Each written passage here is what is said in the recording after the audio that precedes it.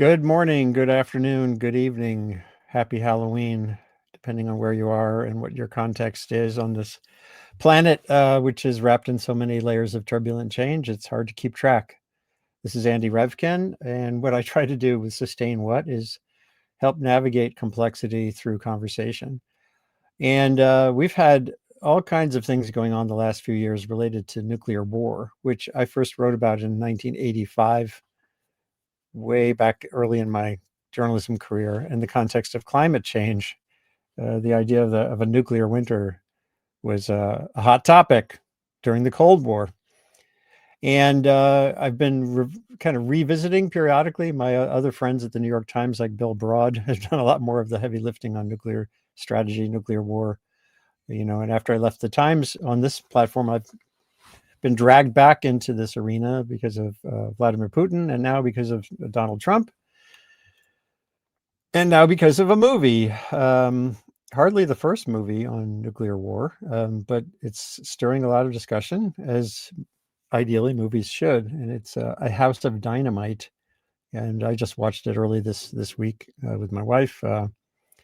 It's gripping and uncertain, right to literally to the end credits. If you haven't seen it, you should see it. I don't want to spoil too much, but there will be spoilers, a couple of spoilers in this show today. And all of this is about really the one aspect of the nuclear problem that is probably the most disturbing thing. How do when I was a kid, the discussion was about mutually assured destruction. Everything seemed kind of stable. We were in this mode of knowing each party, knowing their capacity. And now we're in a world with much more uncertainty. So the uncertainty monster within this is what we'll talk about today. And Laura Grego is a great guide to this. For more than 20 years, she's been at the Union of Concerned Scientists, an entity that was launched significantly because of nuclear war risk and other problems of the environment. And she's a senior scholar there and has written really deeply about ballistic missile defense, the shield idea, which is distinct from the mutually assured destruction concept. And the drivers again here are the movie and Donald Trump, who just yesterday on his platform said, "Okay, let's just start nuclear testing again." And then the Golden Dome, of course, has been in his brain for a while. It's resurfaced in a big way in the Big Beautiful Bill, the $24 billion theoretically set aside for a project that would, in his mind, be a shield that would keep us safe from even maverick entities like North Korea. So Laura, I'd love it if you can unmute and join the conversation. And good morning to you. Good morning, Andy. Thanks for inviting me. Again, thanks so much for all the work you've done. I wanted to start briefly by just having you explain a little bit about what drew you into this particular really tough arena. You have deep skills. You could work on anything from climate policy to who knows what. But what fixates you on the nuclear problem? Wow, that's a great question. I am I'm Gen X, if you can tell by the way I look, and I grew up under the shadow of nuclear war. That was something that informed all of our cultural touchstones. I missed the duck and cover drill days, but I didn't miss the war games days. I was a little too young for the day after. We had too many little kids in the house to watch that as a family. But that was something we thought about all the time. And I think there was during my years being trained as a scientist, I'm trained as a physicist, and I did academic astrophysics for a while. I think we had the sense that nuclear weapons were something that we more or less dealt with, and we were on our way towards sort of eliminating them as a catastrophic existential threat. But that is not the case. And as I was trying to think about what to do with my training, what kinds of problems to work on that I thought really needed to be worked on, this was one of them. How do we make sure human beings and other living things and our ecology continue to be able to have a safe future in the long term. And nuclear war is one of the few things that actually could end civilization as we know it, and wreck the environment. We can do that in a slow motion way through climate change, but nuclear war can do that in an afternoon. Right, which is one reason I don't hyperfixate on climate. Yeah. I try to keep track of all the things that could really derail the human enterprise. Mm-hmm. Yeah. So, so I would argue that I think things are about as dangerous as they've ever been, at least since the Cuban Missile Crisis. The risks of war are higher. There's a war in Europe that threatens to pull nuclear-armed adversaries into direct conflict. All of the nuclear weapons possessing countries are either rebuilding, modernizing, or expanding their arsenals. We have very fraught relationships between the three major nuclear powers: U.S., Russia, and China, and the relationships to manage crises are always really important when things can move as fast as nuclear war. And you pulled up the tweet by or whatever you call them now, right. by the U.S. president. There is nuclear brinksmanship all over. So it's not just the U.S. Certainly, I relate that to Russia as well. There's this idea that nuclear threats are permissible. Nuclear threats are a way to achieve political goals, and I think we're playing a lot fast and loose with nuclear threats. So, as you pulled up yesterday, or I think it was the night before that, actually, the day before yesterday, the president made this remark, which I think is mysterious. When you read it, it's kind of mysterious, right? It isn't super clear what he was talking about at the time. I think he's tried to clarify, but he said we need to be testing nuclear weapons. Now, nobody is testing nuclear weapons except North Korea. North Korea has not done a nuclear weapons test, like exploded a nuclear device, since 2017. And in fact, I think in January, if we make it to January without a nuclear test, I think that will be the longest period since the beginning of the nuclear age that we've gone without a nuclear test. So that would be great. That's the right direction.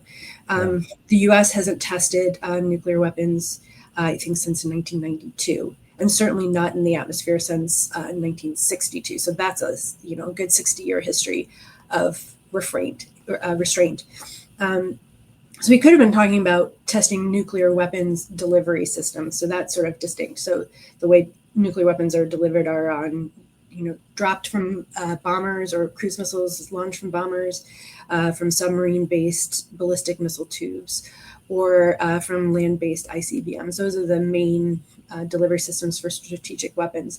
And those in the United States are tested regularly. I think the pace of Trident submarine-launched missiles, I think we test those like 5 times a year. So that's a regular occurrence. So it could have been that Russia has tested some of its new, has tested parts of all of its three parts of its triad, as we call it, those 3 different delivery system things, and that the president was reacting to that and wanted to step up the cadence of U.S. tests. It was unclear. It has been widely interpreted, like the narrative has just gone in the direction that the president meant restarting explosive nuclear testing. And there, I don't want to keep talking without you stepping in, but I can give you lots of reasons why that is an enormously bad idea. Sorry. Yeah, go ahead. And then the other idea that's, again, resurgent is the Golden Dome, which as he says, let me go back. Let me go to slides a little further forward. He sees it as closure on what Ronald Reagan was thinking about a long time ago. So hold on while I get to that slide. And then we have a guest who's come up, who's going to join us shortly, Josh Barron, who's a communications strategist who was involved in the rollout of a very influential nuclear war film back in 1983, which is, again, around the time that Ronald Reagan was pursuing his strategic defense initiative, and also trying to work with Gorbachev on actual treaties. So hold on a second while we hear from Trump back in May as the budget was passed. Thank you for being here in the Oval Office. Oops, sorry.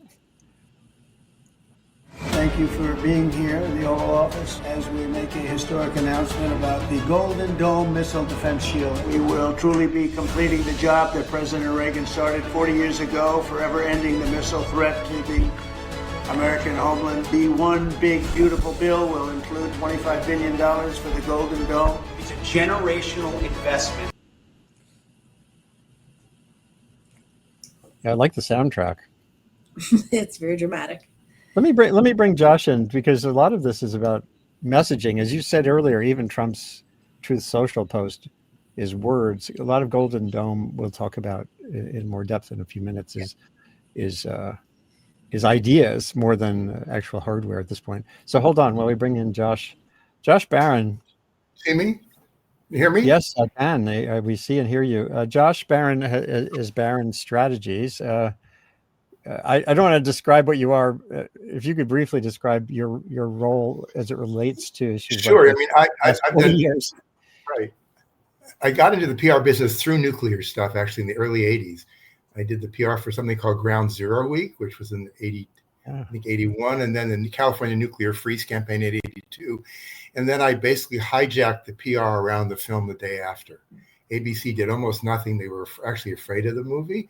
And the director gave me an early cut, and I went out and we did this big campaign, which became the most successful TV movie in U.S. history. And it still is, by the way. And we basically made the entire country sort of become one big town hall meeting about the dangers of nuclear war. And also, it was interesting that one of our strategies was tell people not to watch it alone and don't let your kids see it by themselves. It's too dangerous. So people came together in groups. So that the actual 100 million views was not accurate. It was really 150 million. The country stopped and listened to this. But, Reagan had announced the Star Wars initiative in early 83. The day after was late 83. And, we did all this campaign. ABC tried to stop me. They threatened to sue me, but they couldn't stop us. And I ended up showing the film. We had a screening for the Pope in the Vatican, for the German Parliament when they voted on the Pershing missile deployment. I showed the film to members of the House of Commons. And the idea was to use the film as a centerpiece to wake people up to what was going on. As I mentioned to Andy earlier, that when this film was being made or was finally coming out, I approached Netflix about helping them with their PR. But they had 4 firms on retainer, 3 of which are MAGA firms out of DC. And they wanted to keep it as unpolitical as possible. They didn't want to take on. So the idea was that it wasn't going to create another. I mean, some people were, it's going to be like the day after. It's going to be this big dialogue. I don't think so. I think that we don't see the bombs going off. We don't see the effect of nuclear weapons. Right. The power of the day after was the missiles were launched, and we saw what happened. That's what scared people. That's what scared people shitless. And then there was threads after that Ted Turner was going to show. It was a British movie, and I actually helped with Ted on that. And then actually later I worked with Ted Postal on the campaign around anti-ballistic stuff. I forget what year that was, but we did a major campaign that was actually very successful and embarrassed the Pentagon because all their tests failed miserably. They would miss by thousands of miles when they tried to test these anti-ballistic missiles. Thousands. It wasn't even close. And we wanted to make it clear that this was a fantasy, and that with the nuclear weapons, even something with 98% effective would still end the world. Right, and I'm showing end the world. If only 10 bombs got through, that would be the end of it. I mean, it would be cascade effect. I think what people actually, it's too bad. What we could do now is we could do short films called House of Dynamite +1, +2, +3, and show what would happen if that bomb did hit Chicago and it didn't miss. What would happen? Well, in a way, we'll talk about that. We'll get to that maybe in 10 minutes or so, because I really like the idea of what you did back then could be done now, and where people kind of fill in the blank. Because spoiler alert, the movie ends in a cliffhanger. Right, exactly. So what if, again, I think I could see another little movie saying, what happens if it hits Chicago? Then what? Right. What happens if it hits Chicago? And then it's also not clear in the film who shot the missile. We have no idea. I don't know if that's Right. Well, this is where I want to segue back to Laura, because Laura, several things Josh just mentioned are worth digging in on with you technically. One is the technological difference between the SDI back in 1983 and the 80s and what is being proposed now. There's been a lot of changes. So, and there's all these, the sort of military industrial complex is making the argument, we can do this now, including space-based components.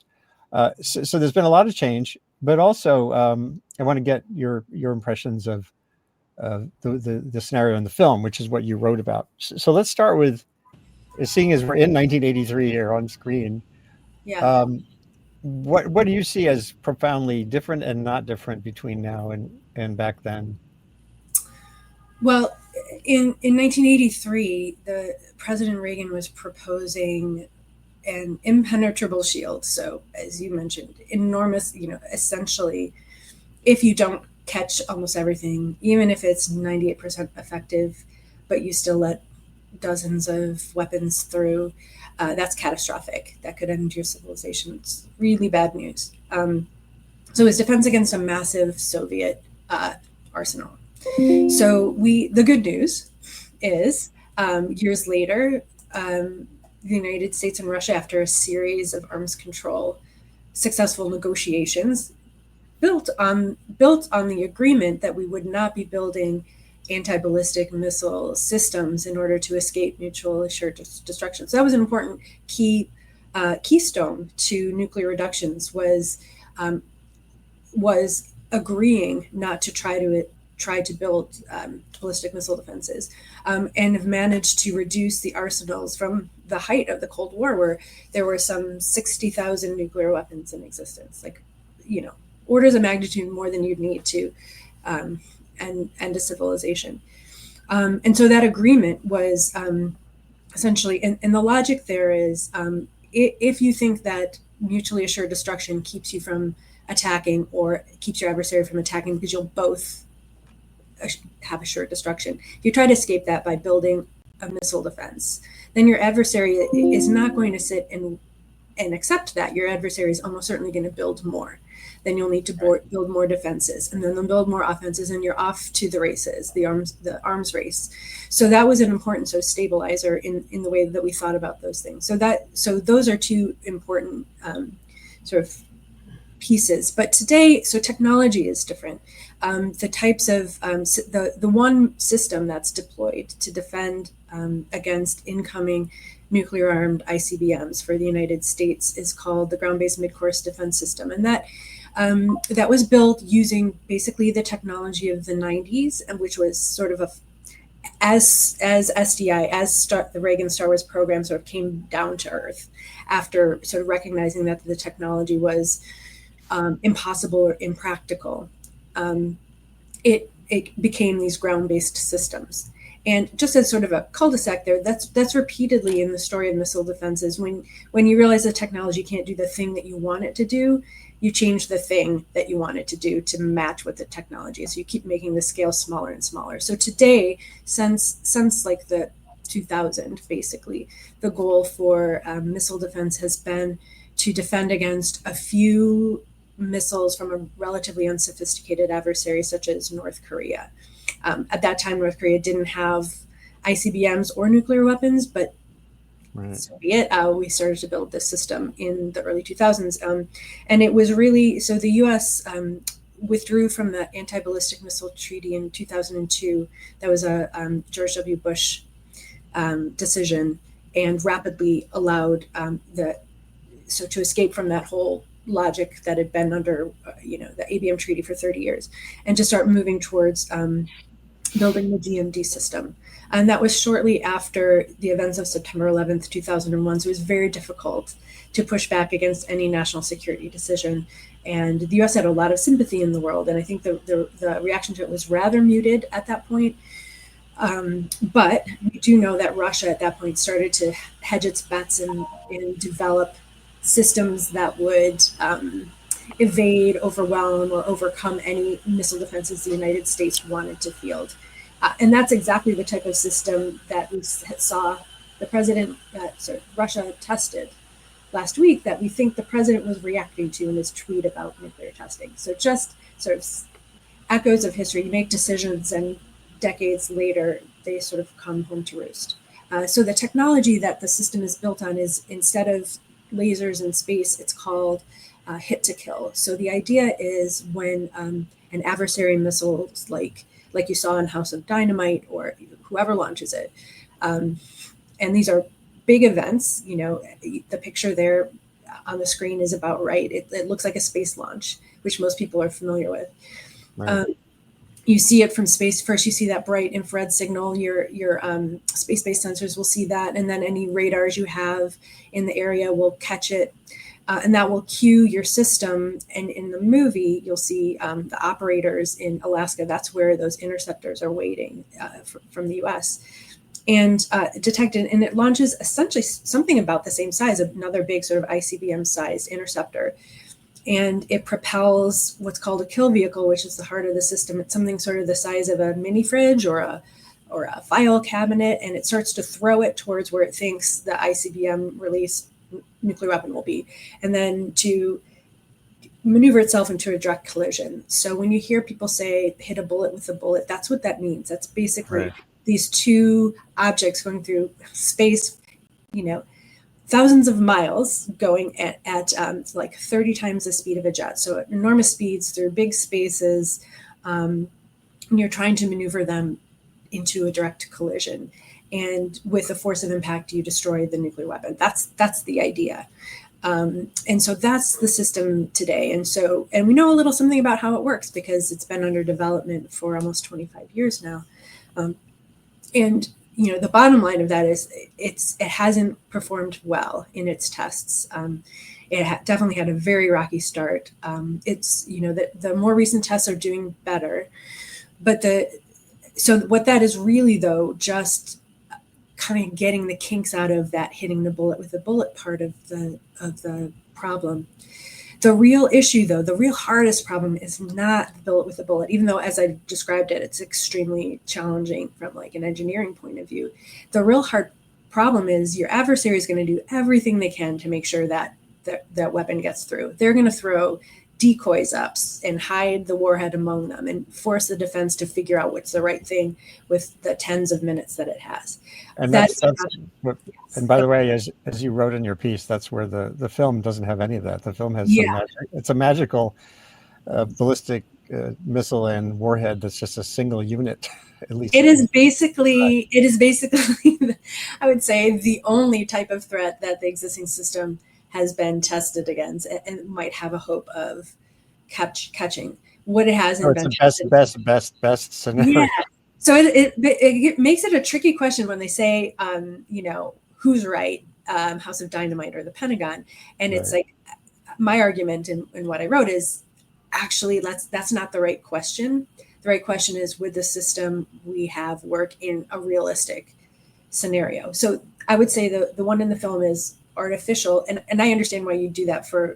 It'd be very complex to include all of the other stuff, and they, for whatever reason, they've decided the simplest thing is narratively the one that works the best. And there's lots of arguments in the expert community about how realistic that is and why is this the threat, and we can talk about those things. But I think if you step back and say, but we have this problem in the real world, which is this desire, and it is absolutely understandable. Anyone who starts thinking about nuclear weapons becomes horrified really quickly. Everyone has this moment, and you're like, what can we do about it? And I think that was Reagan's impulse, was we need to do something about it. This is untenable, and I agree with that. That is absolutely irrational. And let's pause and just reflect on what he wrote after he saw the day after, which he saw a month before it was released. He saw it on Columbus Day, October 10th of 1983. It was released in November. And, right away he says, my only reaction was one of our having to do all we can to have a deterrent and to see that there is never a nuclear war. Both you and Josh, I don't know if you've dug in much on the history of how much thinking there is on whether this was further stimulating his Star Wars push more than the negotiations he did with Gorbachev, or was he really going at it in a multi-pronged way that ultimately seemed to work? In other words, if there hadn't been SDI, would there not have been the prod to the sort of conventional negotiation track, even though it wasn't workable? So I can't answer that. That isn't my expertise. But it's what I'm just, and I will let you think, your other guests think this through. But what I'm drawn to is you've circled deterrent. And that is essentially the way the major powers have decided they're going to handle the existence of nuclear weapons. And you'll see this in the film. They say, we did everything right, and why is this happening? Right? So I think that is, to me, rather than fussing about the details, to me that is like one of the key illuminating things about the movie, which is we've created these systems. And you will hear almost anything can be justified in the name of a better deterrent. We need more different innovations in order to make sure the enemy is never incentivized to use nuclear weapons. And that the decision is that nuclear deterrence, that's how we're going to stop nuclear war. And the argument of me and people in my community is that can never be perfect. We know human beings make mistakes. We know we misinterpret. We know technological things fail and they tell you the wrong thing. And the result, what happens in a mistake in a nuclear deterrent scenario is catastrophe. So we can't count on that forever. We have been lucky for decades. And I would argue that's not logical to think that can be extended indefinitely into the future. So I think that's a really poignant moment in the film, which is deterrent. I think Reagan, there's another way you can think about it. And his, I think, vision was if we create a defense, then nuclear weapons will be obsolete and we can just get rid of them. And the idea would be to share missile defense, so everyone would be defended against missiles. And that's sort of a different way of going about it. I think a lot of the technical work that I've done, or others, certainly standing on in a lineage of people who worked on this for a long time, it's never been, you can't really technical your way out of it. Like you can't fix this by building a thing to fix it. I really am convinced the longer I work on these, is the only way to do it is to disarm. That is the only way to assure we don't destroy ourselves with nuclear weapons. So Josh, I'm going to get to you in a second on a couple of aspects of this, including that idea of building more output around the film. But I want to ask a couple more questions of Laura. So I want to be sure also everyone knows about the American Physical Society report that you worked on with several others, Strategic Ballistic Missile Defense. It's easy to Google for, APS and that. And you've dug in deep here. In other words, this is not, you're not speaking off the cuff like internet, pundits do. Are there, and I think a core reality that emerges from the work is just that these systems are deeply flawed. At the same time, there are these counter arguments. There's the Atlantic Council has this, case for homeland missile defense. The whole industry of Lockheed et al. Are now empowered with a lot of money to dig in on aspects of this. And one of the arguments is, well, sure, it's imperfect, but it's way better than not having a shield of any kind. Does that, is there I don't know how to describe a middle space in a world of nuclear explosions, but is there some merit to this stuff, at least as sort of an imperfect backstop? That's a great question. It's a really good one. And I would say, in my perspective, the best arguments are for situations such as we saw in the film, right? if that weapon could, and I, even knowing better, was rooting the whole time. I was like, please let this work better than we think it will. Because for obvious reasons, right? So if that were intercepted, the argument goes, the president has more options to think about what to do next. That's the argument. I think as you follow that logic chain, you may find inconsistencies there. Would the president retaliate anyway, whether or not a city was destroyed, but a country launched a nuclear weapon at the US? Would the reaction be identical? I don't know. So I wouldn't argue against protecting cities, of course, of anything. So, but where I would think about this, and then I would take a step back in perspective and say two things. One, you do have to know what you're getting for what you're buying. You do have to say, does this provide protection, and against what? We've worked for a long time to try to build effective protection against a small number of things, and it's been very hard, clearly. I mean, the Pentagon has had as much money as it wants, as much time as it wants, and really has loosened the oversight reins and it could kind of do what it wanted. But it turned out to be pretty hard. The other thing is, and one of the things we've tracked in our other work is comments from officials in the Missile Defense Agency, in the administrations about the missile defenses. And they regularly say, this is great. This works 90%. This works, without really any evidence to back it up. So one of my concerns has always been, you convince yourself that it works better than it does, and you act as if you're protected, and you may make more risky decisions based on false information. And there's enormous incentive to always paint the rosiest picture, to conduct your test program to always succeed rather than fail, right? So you do learn from failures. If you're testing a system as hard as you can to see where you need to improve it, you probably will fail. These tests have been set up to succeed. So it doesn't tell you what you need to know about how well it gives you. And then the third reason is certainly absent any other boundaries. By building defenses, you will encourage your adversary to build more offenses, unless you do something about that.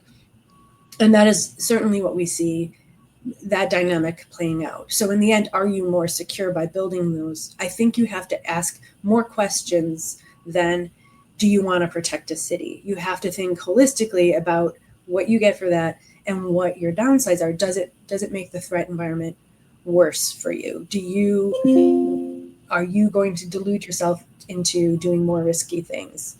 And in fact, watching the movie, I was pretty surprised that they only launched we're giving total spoilers, 2 interceptors. Yeah, I was surprised at that too. It was like, if I were in charge, I would have sent everything, as many as I could, 4 at least. And also they would have fired all the ship missiles too. Even if they didn't work, they would have fired them.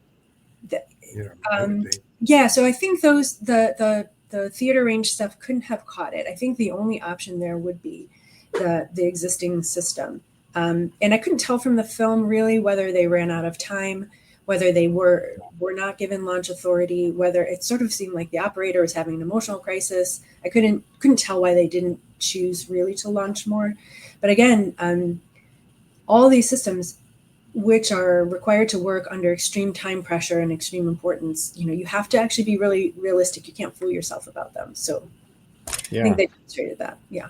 I'm going to play a brief clip from the film. It was one that Netflix posted as part of a conversation between 2 of the stars. And it's a scene that I find deeply, one of the most troubling. And this goes back, this isn't a new idea, but it's pretty profound. Hear it? You cannot hear it? Can't hear it. Oh.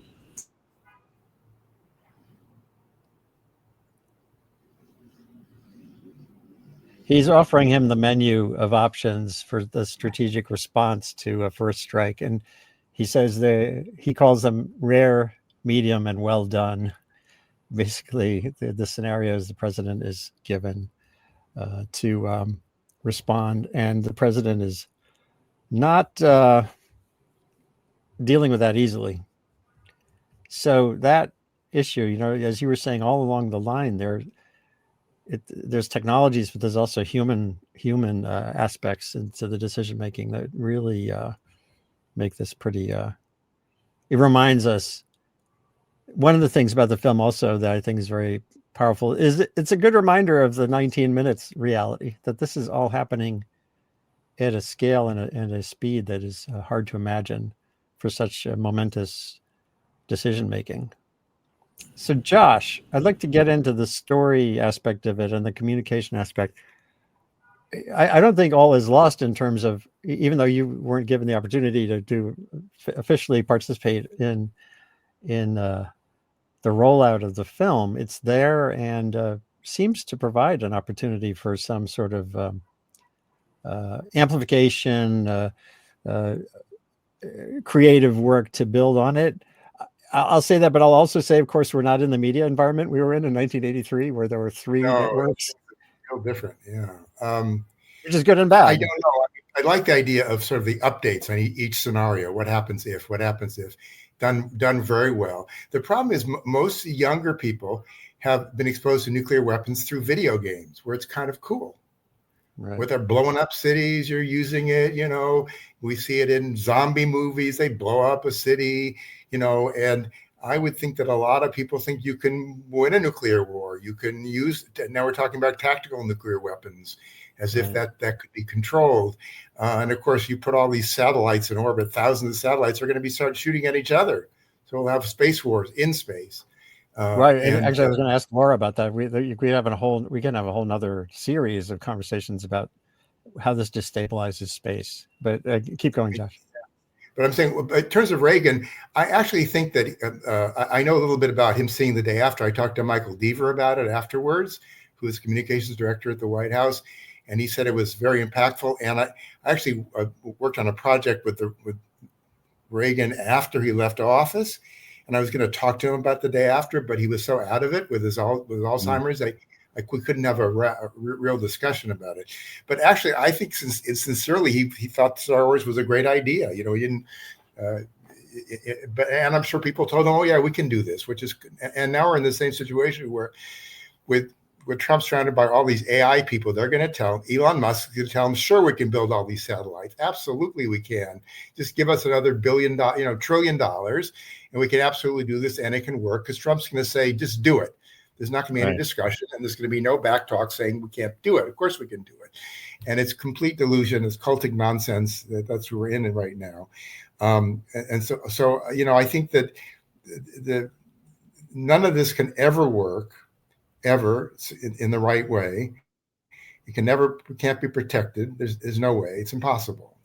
And no one's going to really sort of say that, because they think you can fight a nuclear war and you can use your technology, especially with the new AI and quantum computing and all that kind of stuff.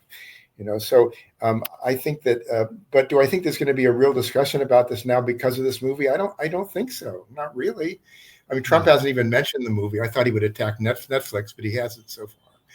And of course, they can dismiss it as like, "Oh no, our system's good." That's what we need. And I think the movie's a good argument for saying we should spend another $500 billion on missile defense.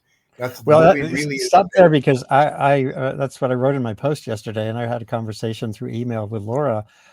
I said in my post, I hope Trump doesn't divert from Fox TV binging long enough to watch the film, because I think it actually could play in support of the idea of improving a flawed system as opposed to going back to de-escalation. That was the takeaway. That was the real takeaway, was if we had a better defense system, we would have knocked that out of the air, and so I think that the Pentagon's attacked the movie somewhat, but Trump hasn't gotten into it. Maybe he's been distracted. Usually he attacks everything, including Taylor Swift. So why wouldn't he attack Netflix? Netflix was attacked twice last week on another matter, on the Marine movie and on some trend, Elon Musk attack. But I think it's going to go toward super, space platforms. It's going to be satellites. It's going to be, they're going to think, "Oh, well, this is going to really make us safer," when it's only going to create more. And also, all the language coming out of Russia is horrible. It's horrible, and people think again, that's back to think we can win a nuclear war. We can somehow, they talked about blowing up London and they were laughing about it. Is this somehow they could win? It would be the end of all. It'd be the truth is, if that missile hit Chicago, just one city, that probably would end civilization on the planet. With the cascade of effects would end civilization. We would fire back. God knows how they would fire, and it would be the end. I don't even think there's no doubt. And I predicted 2 months ago that Reagan would actually test a nuclear weapon by the end of October. Instead, he announced he's going to test it. I wouldn't be surprised if next week there's an atmosphere above ground test of like 10 kilotons or something. He can do it. It's a big. He likes the drama of it. And just because it hasn't been done in 40 years, good. And he's going to want to do it. I think that's exactly what he wants to do. I wouldn't be surprised if it's literally days away. He's ordered people to do it quickly. Laura, back to you on these various things that have come up. But you were discussing the Bloomberg report on the Pentagon being unhappy with the movie's portrayal of the imperfection of the system. Right. They, as Bloomberg reported, there was I haven't seen the memo, but they reported good chunks of it, that the Pentagon wanted to get out ahead of this with their own messaging document and thought it was an unrealistic portrayal of what would happen, and pointed to improvements in their test record. They don't test very often. So in the last decade, they've only had 3 intercept tests. So, a careful examination of what we know about the system, is totally consistent with what happened in the film. There's, I didn't think it was a realistic threat. I didn't think it was realistic the way they approached it. But the fact that missile defense doesn't save the day, I think is sort of the larger truth, that doesn't fix these really critical problems. So I, of course, after watching the film and hearing what the film was about, had the same concerns.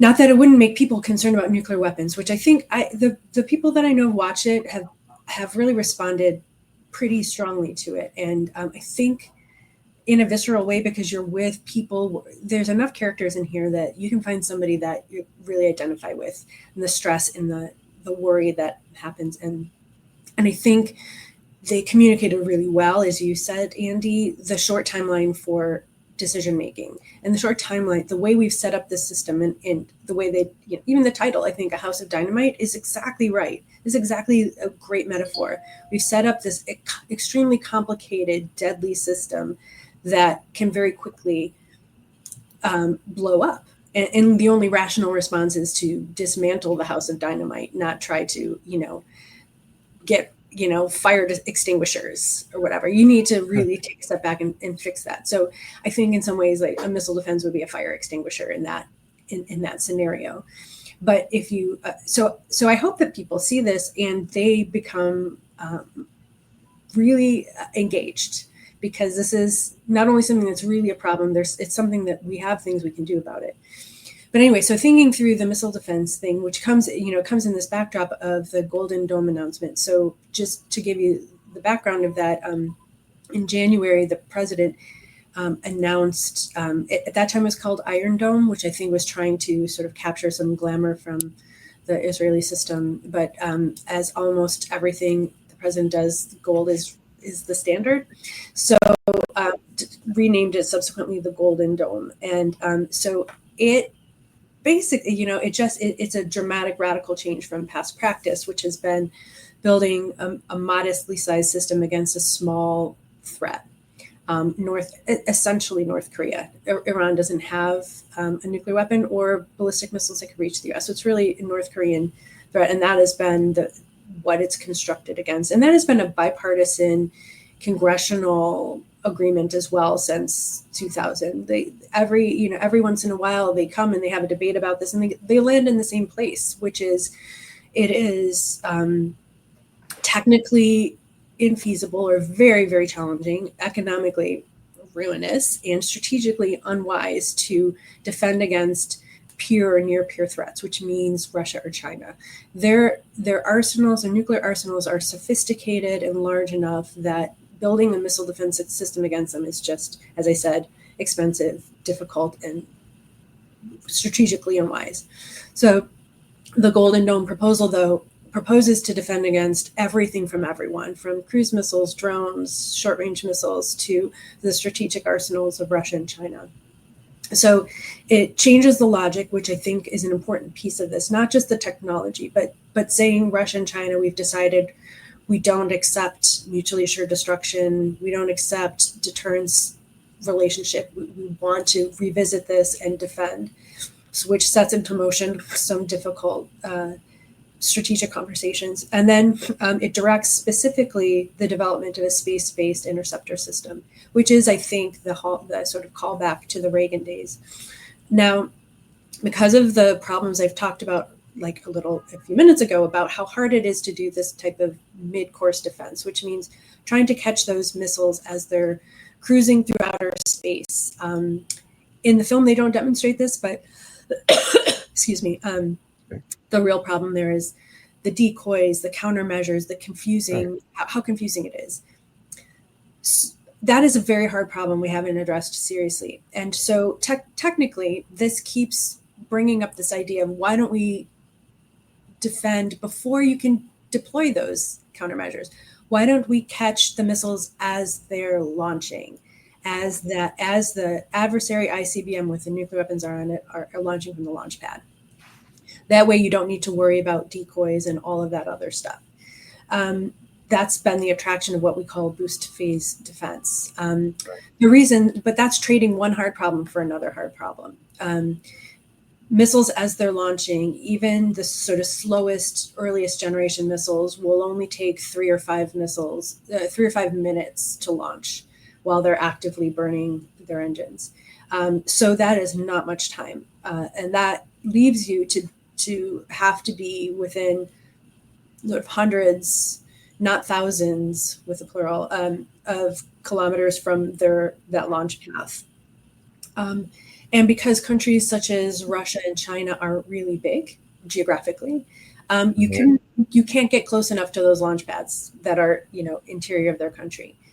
So in that case, that's why you go to space, because while your instinct is that space is far away, that's how we think about space. Space is big. And in this case, you go to space because space is closer. Because it's a funny way to think about it, but low Earth orbiting satellites of the stuff that looks at the Earth for all of the things that we do are really only like hundreds of miles from the Earth's surface. So that serves your purpose for this. So thank you. That's an illustration. But the thing is, if you're in space, you don't hang out. You have to keep moving in order to be in space. Orbit is a condition and not a place. So to stay in orbit, those satellites go around the Earth to keep going around every 90 minutes. So if you're trying to catch something within 3 to 5 minutes, as soon as you're in the right place, it's gone again. Plus, the Earth is turning underneath your orbit. So this illustration you have on the right on your screen sort of shows what a constellation of around 1,600 space-based interceptors would look like. Those are obviously not to scale. Those dots would be much smaller, but that's sort of what it looks like. You need this network of satellites so that you have something in the right place at the right time at all times. So Elon Musk is going to save us by doing a Starlink version. Yeah, and so just to say, this is just for defense against, I think, like one or two, probably one early generation missiles. If you can put 2 in one place to launch, you'll have to double that constellation. If you can make that missile launch faster, like Russia and China know how to do that, North Korea increasingly, then you'll need more. There's all these things that push you to thousands and thousands. And so like a sort of rational size threat will probably need tens of thousands. And so as you said, Andy, that's right. There are not many companies that can launch that many things at the right cadence to fill out a constellation like that. SpaceX is the obvious one. Yeah. So somebody would make a lot of money from building a system like this. For sure. Yeah. I see. If you go to Lockheed's page, it's full of glossy graphics and the like. The military industrial complex likes to sustain itself, as it was stated back in the 1950s. I want to go back to this. I showed this earlier the Center for Strategic and International Studies posted sort of a quasi-hopeful analysis of, can this all drive us to have the big players, meaning China and Russia and us, work together to at least this is my impression, to limit this small attack mode thing that would wreck everybody's day. Is this a reasonable prospect? So thanks for drawing my attention to this article. I haven't read it, so I don't know what the argument is. Well, just backing away from that specific article, then just the general notion that can the big boys and girls find an opportunity in this to say, hey, okay, we all know the math here, we know the strategic realities, etc. The one thing that could really F the world up is a maverick. So why don't we all work together? I see. On that. I see. That would be ideal. So one thing, Russia and China have consistently over many years voiced their opposition to space-based missile defenses. That's been something that's animated them for years. They devote a lot of diplomatic energy to that, and I think have devoted some technical energy to systems that could destroy a space-based missile defense system. So in my mind, until this January, I had thought that kind of settled the problem, because it's pretty clear from a technical point of view that those systems can easily be overcome, attacked. It has always collapsed under its own weight. Every gesture towards a space-based missile defense has sort of fizzled out because those realities really become very quickly obvious. But it has never stopped. The United States has never said, but we'll never do it. So let's agree not to do it, so we can build the benefits of that into agreements with our potential adversaries like Russia and China. Let's agree not to do this and see where we could benefit together. And it sounds like this article says we could work together against small rogue, I don't like the word rogue, so smaller numbers of threats against states that these bigger states don't believe are sufficiently dissuaded by nuclear deterrence. That's been the framework for why we built these systems anyway, is that there are people in the US government who don't believe that North Korea is deterrable in the way that we believe Russia and China are. They believe that they may not make decisions with the logic that we recognize or that we prefer, and that we would have to build a defense against that. And so if that's the logic here, which is let's work together, on those, maybe that's an interesting way to do it. I think for sure, so all the nuclear armed states are under obligation to disarm. That's a non-proliferation treaty obligation, is to pursue negotiations in good faith towards nuclear disarmament. That was part of the bargain, and so it's legal, and have also acknowledged that a nuclear war cannot be won and must never be fought. That they've just restated that a couple of years ago.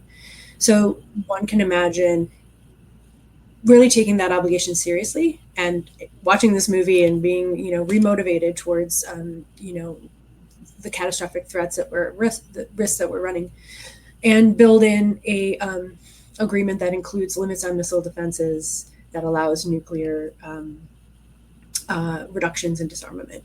That I know that Russia and China have, especially Russia, has always emphasized that the next round of nuclear reductions would require a conversation about this, that they tie those very closely. So, maybe like that is the best outcome, I think, of this Golden Dome endeavor, might be that something that allows a progress on arms control. That would be a dream. That would be a dream. Josh, any last thoughts from you as a marketing? Well, no, even Trump has said, nuclear war is terrible, nuclear weapons are terrible. He said that a number of times. So he does recognize that, but he still likes, the idea of he likes going to war. Look what he's doing in Venezuela. He loves, from a distance. He likes to bomb things and so on. So, but I think we're dealing with I think there are a lot of people, unfortunately, in this administration and other people that think nuclear weapons could be used tactically. We could win a nuclear war. As I said, they've been raised on video games, and they have no idea of the real consequences of what this is about. And it's just too bad that Oppenheimer didn't show what a nuclear weapon looked like when it blew up. This film didn't. So it's, it still looks like a video game. It's all kind of like things on a monitor. So we need to really see what the consequences would be. Boy, that's a distressing reality. I think I don't know how much of that was about. Well, I should talk to Bigelow, get her on the show, the director. I understand. I mean, from a filmic point of view, why she did what she did. She had to, but unfortunately, the day after work, as people saw what happened, they saw it, and Right. Reagan saw it, and that was, to realize that this would really completely destroy, and we get that in the film just a little bit. They say they show you a number that 9 million people would die if Chicago was hit. Right, but again, I've done both here. I did a conversation on the numbing effect of big numbers. That it doesn't work. It's true, but if somebody fires a missile, they're not going to fire one missile in New York City. They're going to fire 20 missiles or 50 missiles, and they're going to be 50 in the 10 to it, and there'll be 100, 200, 300 decoys. We have so many weapons. America targeting Moscow. There are probably 50 missiles targeting the Moscow area, not one, not five. And all these decoys, as we know, this is the real problem. But we just hope that Elon Musk and his all the AI guys will just talk Trump into saying, let's spend another $1 trillion and let's do this. I know. We can do it. You can kind of see. I'm showing, by the way, my friend Don Stover back in 2018 did a really good, thorough look at the day after the 1983 film and how it was made and its impact. And it's highly worth reading. Folks can just search for Bulletin Stover, Don Stover, and the day after, and it's just an incredible. There's a book out called Apocalyptic Television. It came out last year. A whole book on the day after what happened. The book. Sorry, Laura. So an interesting point about that is, and when you return to A House of Dynamite, and right at the beginning, you made a really good point that the president is offered a menu of options. None of the options were hang on, don't do anything. And in fact, Idris Elba said, could we slow the fuck down? Are we allowed? Sorry. I'm allowed to say that on your live TV show, but they said in the movie, which is really what the right, I think, thing to that, but was given a menu option. None of them were, don't do anything right now. But they described it sort of with some, gallows humor of rare, medium, and well done, something like that. We know that the Pentagon, when doing its targeting calculations and describing what the effects of a nuclear attack would be, they leave out a lot of things. They leave out climate effects. They leave out longer term effects. They really focus on military effects. So those menu of options don't include a lot of these types of things he sees. Economic collapse, the fact that most of these attacks would take out the very hospitals that you would need in order to treat the wounded, right. The transportation systems that you'd need to get food and medicines between affected cities, the very experts who would be the ones who would treat you.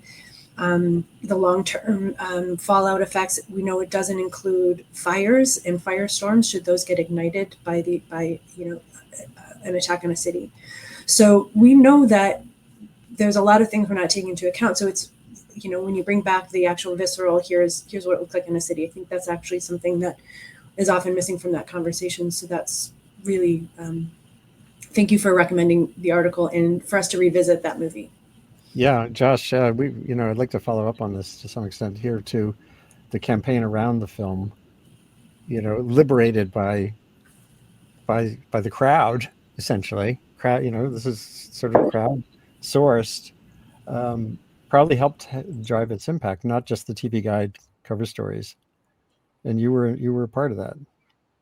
So let's see if we can follow up on how to make that happen now. As I said, ABC did almost nothing, and the director gave me a copy of the film, and I used it, and I basically hijacked the movie. ABC threatened to sue me, and I said, "What are you going to sue me for? I'm going to triple your ratings. You're going to sue me for making more money?" It was ridiculous. But the point is that they were just selling a movie, and I was trying to wake up the world to the horrors of nuclear war. And so I did what I had to do. And frankly, I did the hijack around The Day After Tomorrow, the film about that was about climate change. And but that was different. I did it, and then when Fox saw how successful our campaign was being, then they helped me. They jumped in and said, "Let's help," because it looks like we tripled the grosses, of the film. Yeah, it actually had impact. It had somebody did a study showed that it had impact. But I think that the point is we don't have the funds. We didn't have the funds to make the movie, but we had the funds to promote it or recast it or make sure people saw it in a certain light. And that's very important. The activism is very important. But that was right around the time of the nuclear freeze campaign. We had 1 million people in Central Park at one point. Right. So it was a different time, and this is nothing like. This time is very different. And also, we only had 3 networks. Everybody watched the networks. Yeah. There wasn't even 4. And so we were able to do that. But I was, if the director hadn't given me a copy of the film, if I hadn't sort of come up with this idea, it wouldn't have happened. And it still would have been shown, but it wouldn't have had the same kind of impact, not even close. Yeah. So we'll have to revisit. We're at the hour, and Laura Grego at the Union of Concerned Scientists, thanks so much for your time. I do think we can do more on this, including on the question of how the public, which feels, every person feels minimized and dwarfed by these global issues. Is there a role for each of us to build off of something like the film on Netflix now, or just the reality that maybe we should just push for the other 1983 film that was a blockbuster, War Games, to be out again. This is that key scene from War Games, if anyone wasn't around for it. I'm not sure if the audio will play, but you almost don't need it. The computer ran the numbers on this was on various war scenarios. It looks like it's muted. Yeah, I've muted it here. And, winner, none. And you'd like to think that Golden Domes or anything else might take us away from this reality, but basically winner, none, no winner is the reality of this technological and explosive conundrum we've built for ourselves with nuclear weapons, which may have stabilized the world for a period of time, but boy, as Laura Grego said at the beginning of the show, there's never been an area that's more dangerous than where we are right now. And for those of us who grew up in the 60s with the 6 bells going to your desk reality, what I had in first grade, that's a sobering thought. So thanks so much for everyone tuning in. Thanks to Josh Barron for coming back to explore the lessons learned back in 1983, how they might be applied to our current nuclear moment. And Laura Grego, again, at the Union of Concerned Scientists. Check out her work. It's Grego, and easy to Google for. And watch War Games again, along with The Day After. Which and you can see Threads also. That's a film that's worth looking at. Fail Safe, another film. Yeah, another very intense one. Mm-hmm. Dr. Strangelove. Yeah, absolutely, Dr. Strangelove. So thanks so much again. This is Andy Revkin. This has been Sustain What, and we'll do more on this issue. But global warming, as we said earlier, is a slow motion unraveling. This is one that hides in plain sight and could really end our adventure in a hurry. So thanks again, and do watch a House of Dynamite. Take care and tune in. And for anyone watching, you can share the link you're watching on, and share it with someone else and see what we can do. Hold on one second.